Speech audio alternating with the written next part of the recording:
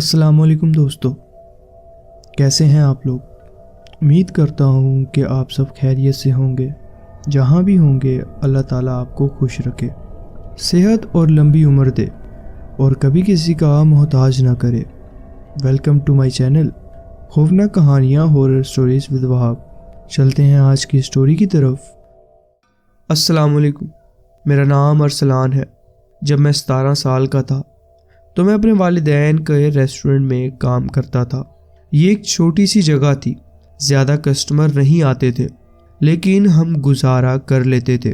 میرے کام cash register سنبھالنا تھا، اور کبھی کبھی ٹیبلز پر سروس دینا یا صاف صفائی میں مدد کرنا بھی پارٹ آف ڈیوٹی تھا۔ میرے والدین کافی سمجھدار تھے اور مجھے فلیکسیبل آورز دیتے تھے تاکہ میں اپنی پڑھائی اور باقی ضروری کام کر سکوں۔ گرمیوں کی چھٹیوں میں ہفتے کے تقریباً 40 گھنٹے کام کرتا تھا، اکثر دوپہر سے لے کر رات کی شفٹ تک۔ یہ میرا دوسرا سال تھا، اور پچھلے کچھ ہفتوں سے مجھے لگاتار کلوزنگ ڈیوٹی مل رہی تھی۔ رات کو ریسٹورنٹ بند ہونے کے بعد میں تقریباً 15 سے 30 منٹ رکتا، پیسوں کا حساب لگاتا اور سب کچھ ٹھیک سے سیٹ کرتا۔ کام آسان تھا، مگر تھوڑا ذمہ داری کا کام تھا۔ اس رات جمعے کی رات تھی، شفٹ زیادہ بیزی تھی۔ صرف میں، میرے ابو اور ایک کچن ہیلپر تھے۔ ابو نے تھوڑی مدد کی، پھر انہیں کچھ باہر ضروری کام سے جانا تھا۔ وہ دروازہ لاک کر کے کام پہ چلے گئے۔ مجھے کام ختم کرتے ہی ایک دوست سے ملنے جانا تھا، اس لیے جلدی فنش کرنے کا سوچ رہا تھا۔ 11 بج چکے تھے جب میں پیچھے والے دروازے سے نکل کر چھوٹے امپلائی پارکنگ لاٹ میں گیا۔ جیسے ہی میں اپنی کار کا دروازہ کھولنے لگا، میرے قدم ایک دم رک گئے۔ میری گاڑی کے پاس ایک آدمی کھڑا تھا، گاڑی کے اندر جھانک رہا تھا جیسے کچھ ڈھونڈ رہا ہو۔ میری گاڑی سے دور ہو جاؤ، میں نے زور سے چلا کر کہا۔ وہ بندہ صرف سائیڈ ویز دیکھتا رہا، لیکن کچھ کرنے سے پہلے ہی وہ پارکنگ لاٹ کے پیچھے درختوں کی طرف بھاگ گیا۔ میں اس کا چہرہ کلیئرلی نہیں دیکھ سکا، لیکن اس کی لمبی اور بکھری ہوئی داڑھی نوٹس کی۔ بڑے بال تھے اس کے۔ مجھے عجیب سا محسوس ہوا، لیکن میں چلا گیا۔ کچھ دن بعد ایک ویک نائٹ پر صرف میں اور وہی کچن ہیلپر کلوزنگ ڈیوٹی پر تھے۔ دن خالی تھا اور رات بھی بالکل سکون سے گزر رہی تھی۔ کلوزنگ ٹائم سے 20 منٹ پہلے ایک بندہ بنا کچھ کہے اندر آیا اور ایک ٹیبل پر بیٹھ گیا۔ ہمارے یہاں لوگ کیش رجسٹر پر آرڈر دیتے تھے اور پھر بیٹھتے تھے، تو یہ انیوژل لگا۔ میں اس کی ٹیبل کی طرف گیا اور اس کا چہرہ دیکھتے ہی سیدھا پہچانا۔ یہ وہی بندہ تھا جو میری گاڑی کے پاس تھا، وہی لمبے بال اور وہی بکھری ہوئی داڑھی۔ ایک پل کے لیے میں فریز ہو گیا۔ آپ کچھ آرڈر کرنا چاہیں گے؟ میں نے مشکل سے کہا۔ ایک بلیک کافی، اس نے بولی، لانے کے لیے۔ میں اسے واپس جانے کا کہنا چاہ رہا تھا، لیکن میرے ورڈز لڑکھڑا رہے تھے۔ اس نے میری بات کو اگنور کیا اور اپنا آرڈر ریپیٹ کیا۔ میں کچن میں کافی لانے کے لیے گیا، لیکن اندر ہی اندر مجھے غلط محسوس ہو رہا تھا۔ جب میں اس کی ٹیبل پر کافی رکھ کر اسے کہا کہ ہم صرف 10 منٹ میں بند کر دیں گے ریسٹورنٹ، اس نے کوئی جواب نہیں دیا۔ میں نے کچن ہیلپر کو بتایا کہ مجھے یہ بندہ عجیب لگ رہا ہے۔ وہ کاملی بولا، تم صفائی کر لو، میں دیکھ لیتا ہوں کیا کرنا ہے۔ اس نے پولائٹلی اس بندے کو جانے کا کہا۔ تبھی وہ بندہ ایک دم سے اٹھا اور اس نے گن نکال لی۔ تبھی کچن ہیلپر نے اسے دھکے دے کر دروازے سے باہر نکالا اور اندر سے دروازہ لاک کر دیا۔ پھر جب وہ دروازے کے قریب پہنچا تو اس کے ساتھ 2-3 بندے اور تھے۔ مجھے سمجھ آ گیا تھا کہ میرا ڈر غلط نہیں تھا۔ کچن ہیلپر نے فوراً پولیس بلائی، لیکن جب تک وہ آئے، وہ بندہ اور اس کے ساتھ جو 2-3 بندے غائب ہو چکے تھے۔ وہ پھر کبھی نہیں آئے۔ میں اپنے کچن ہیلپر کا شکریہ ادا کرتا ہوں، اس کی مدد اور ہمت نے شاید میری جان بچائی۔ اس رات کا وہ خوفناک تجربہ مجھے ایک سبق سکھا کر گیا۔ اپنے آپ پر بھروسہ کرنا ضروری ہے۔ جی بہت بہت شکریہ، آپ نے اپنی کہانی ہمارے ساتھ شیئر کی۔ بڑھتے ہیں اپنی نیکسٹ سٹوری کی طرف۔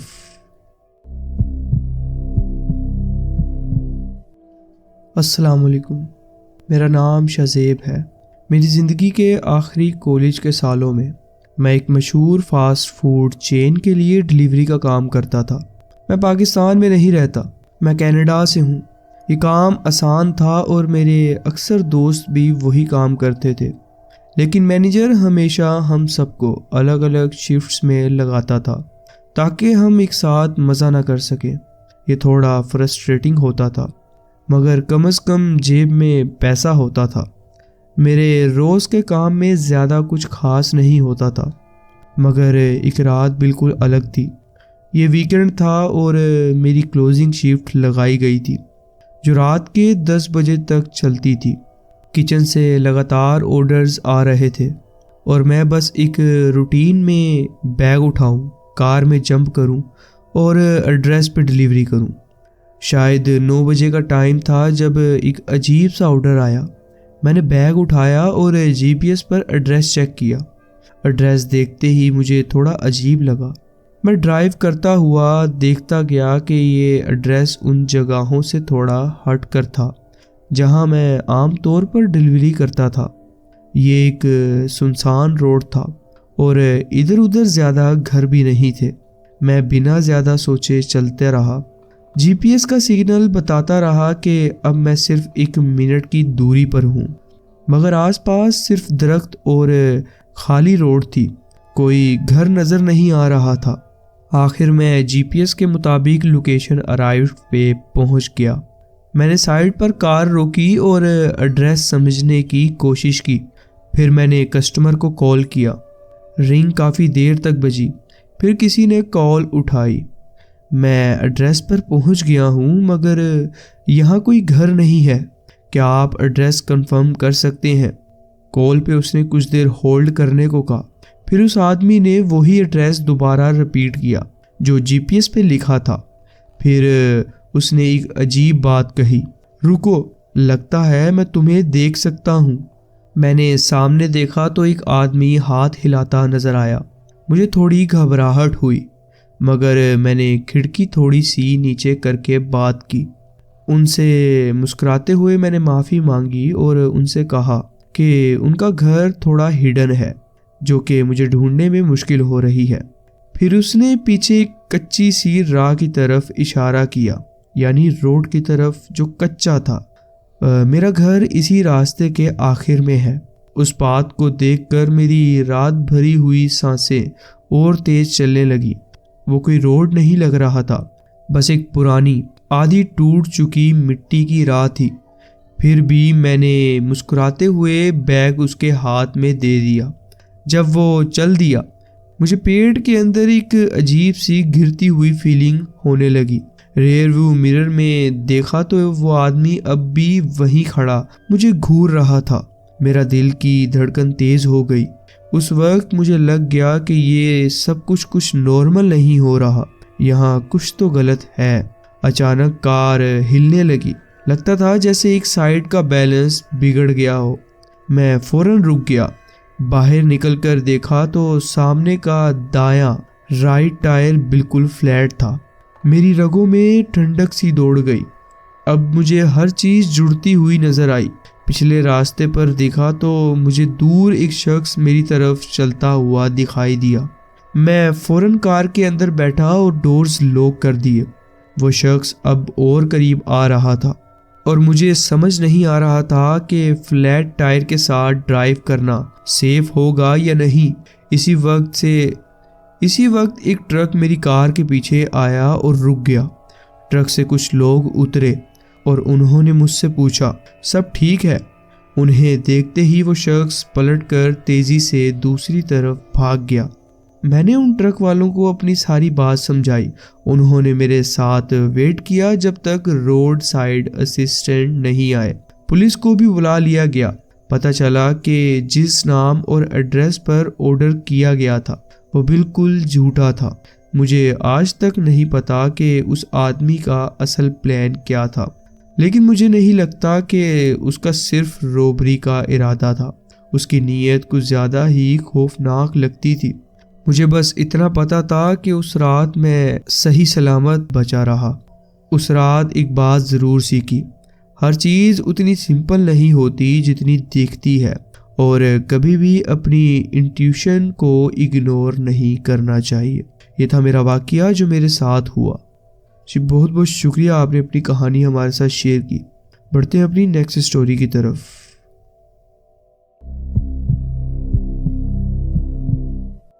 السلام علیکم، میرا نام احمد ہے۔ جب سے میری زندگی میں سب کچھ برباد ہونے لگا، اداسی میری سب سے قریبی دوست بن گئی تھی۔ کسی اور چیز کا خیال تک نہیں آتا تھا۔ پھر ایک دن مجھے ایک جاب کا ایڈ نظر آیا۔ ایک بوڑھی عورت کو ایک اسسٹنٹ کی ضرورت تھی۔ کام آسان اور پرفیکٹ لگ رہا تھا۔ ایک موقع اپنی زندگی پھر سے ٹھیک کرنے کا۔ اس کا نام تھا بیگم بلقیس۔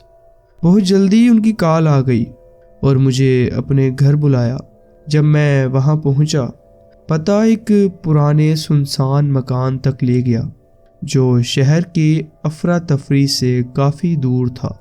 مکان کا انوکھا اور ہلکا سا کریپی چام تھا، ایک عجیب سی خوف کا احساس جو میرے دل و دماغ کو ڈھونڈتا رہا۔ لیکن میں نے اپنے آپ کو سمجھایا، یہ میرا موقع تھا زندگی کے اندھیرے سے باہر نکلنے کا۔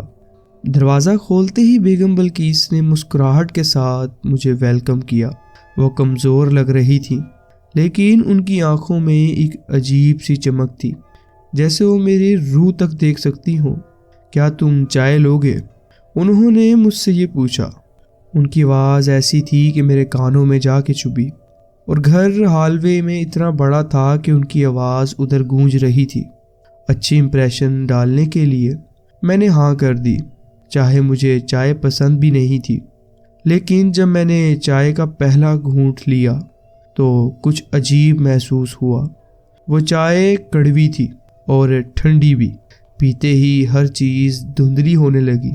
اچانک سے مجھے جسم میں بے حسی محسوس ہونے لگی اور سب کچھ اندھیرا ہو گیا۔ بے ہوش ہونے سے پہلے مجھے صرف بیگم بلقیس کی مسکراہٹ دکھائی دی، ایک مسکراہٹ جو ساتھ ہی ساتھ معصوم بھی تھی اور شیطانی بھی۔ جب ہوش آیا تو میں کسی اندھیرے اور بس سے بھرے ہوئے کمرے میں تھا۔ یہ ایک بیسمنٹ تھا۔ میرے ہاتھ زنجیروں سے بندھے ہوئے تھے جو میری کھال میں کافی خراشیں ڈال چکے تھے۔ دور کہیں سے پانی ٹپکنے کی آواز آ رہی تھی اور ہوا میں ایک عجیب سی سردی اور بدبو تھی۔ میں چلا کے اپنے آپ کو چھڑانے کی کوشش کر رہا تھا، لیکن زنجیر ہلتی بھی نہیں تھی۔ تبھی میں نے دیکھا بیگم بلقیس سیڑھیوں سے نیچے اتر رہی تھی، ایک عجیب سے سکون کے ساتھ۔ ویلکم بیک بیٹا، ان کی ٹھنڈی اور دل دہلا دینے والی آواز میرے کانوں میں سے گھومی۔ مجھے یہاں کیوں رکھا ہے؟ آپ یہ کیا کر رہی ہیں؟ میں چیخ پڑا۔ تمہیں ایک کام پورا کرنا ہے، انہوں نے کہا۔ پھر انہوں نے ایک ہتھیار اور کچھ لکڑی کے تختے مجھے دیے۔ اپنی قبر خود بناؤ۔ ان کی مسکراہٹ میرے دل کا خون کر گئی۔ مجھے پہلی بار محسوس ہوا کہ یہ عورت پاگل سے بھی زیادہ خطرناک ہے۔ میں چلا چلا کر مدد مانگتا رہا، لیکن وہ صرف مذاق اڑانا جانتی تھی۔ پھر انہوں نے میری ٹخنی پر ایک چھوٹا سا بریسلٹ دکھایا، پھر ایک ریموٹ سے ایک ریڈ بٹن دبا دیا۔ میرے جسم میں جیسے کرنٹ دوڑ گیا ہو۔ درد کی شدت سے میری چیخ نکل گئی۔ اب مان گئے۔ ان کی آنکھیں مزہ لے رہی تھی۔ میرے ہوش اڑ چکے تھے۔ میں چپ چاپ ان کا کہا مانا، لیکن ایک بات انہیں نہیں پتا تھی، وہ مجھے اپنے پہلے شکار کی طرح دیکھ رہی تھی، لیکن میں ان کا آخری تھا۔ پہلے میرا اٹھنا بیٹھنا کچھ صحیح لوگوں کے ساتھ نہیں تھا، لیکن میں اب اپنی زندگی کا رخ بدل چکا تھا۔ مجھے ایسا حالات سے نکلنا آتا تھا۔ جب میں اپنا کام کر رہا تھا، میری کمر کے پاس ایک اسکریو ڈرائیور لٹک رہا تھا۔ میں نے اس بریسلٹ کو کھول دیا اور انہیں نیچے گرا دیا۔ چاہے وہ کمزور لگتی تھی، لیکن ان کا زور دروازہ توڑ سکتا تھا۔ مگر میرے دماغ کا زور ان سے بہترین تھا۔ آخرکار میں نے انہی کا جادو ان پر چلا دیا۔ ان کا بریسلیٹ ان کی کلائی پر تھا اگلے کافی دنوں تک، اور اس کی چابی میرے پاس تھی۔ اب وہ بریسلیٹ اپنے ٹخنے سے کبھی بھی نہیں اتار سکتی تھی، اور وہ بٹن میرے پاس تھا۔ یہ وہ کہانی تھی جو میں نے ریڈٹ سے پڑھی۔ مجھے لگا کہ یہ آپ کے ساتھ شیئر کرنی چاہیے۔ کیسی لگی آپ کو یہ کہانی؟ نیچے کمنٹ میں ضرور بتائیں۔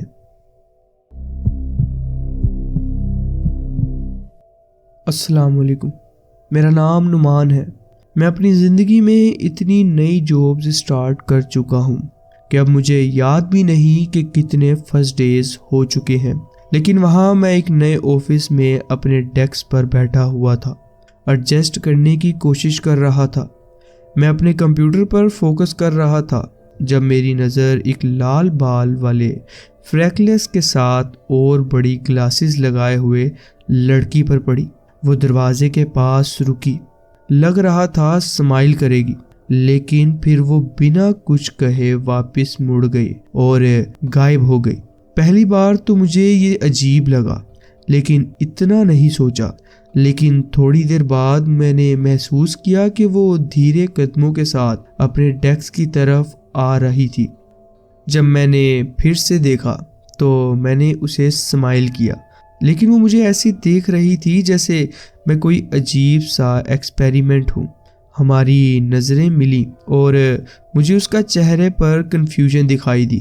یہ دیکھ کر مجھے تھوڑا غصہ بھی آیا، لیکن میں نے بات شروع کرنے کی کوشش کی۔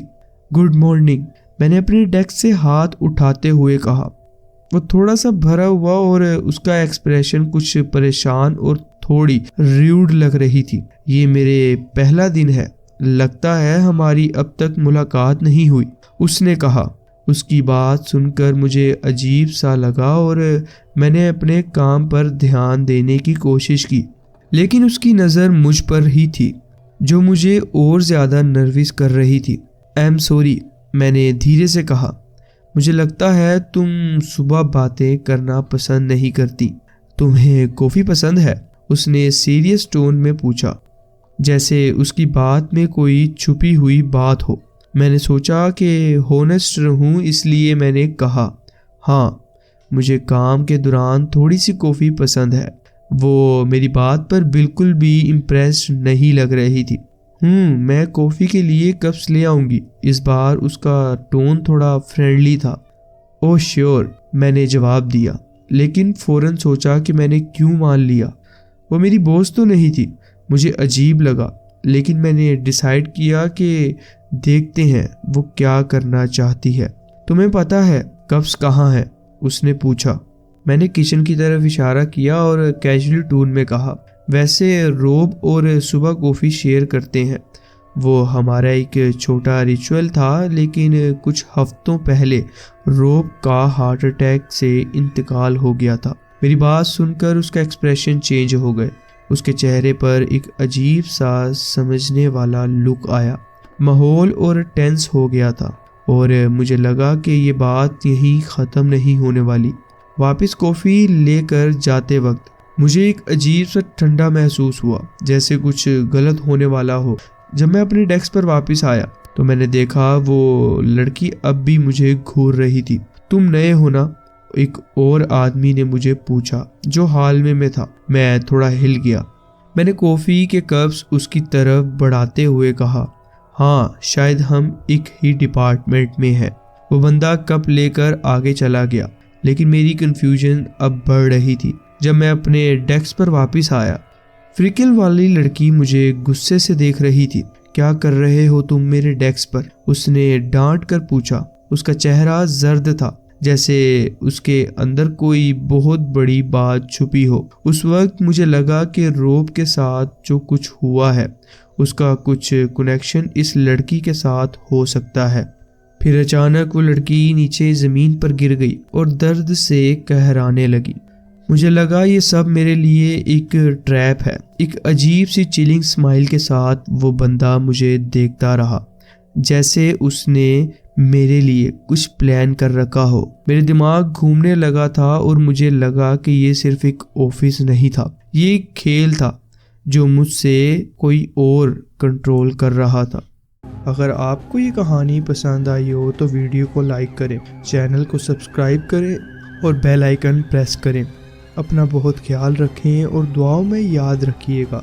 اور اگر آپ کے پاس بھی کوئی ایسی سٹوری ہے تو نیچے دیے گئے ڈسکرپشن میں جو ای میل ہے اس پہ سینڈ کریں تاکہ آنے والی ویڈیوز کا وہ حصہ بن سکے۔ اللہ حافظ۔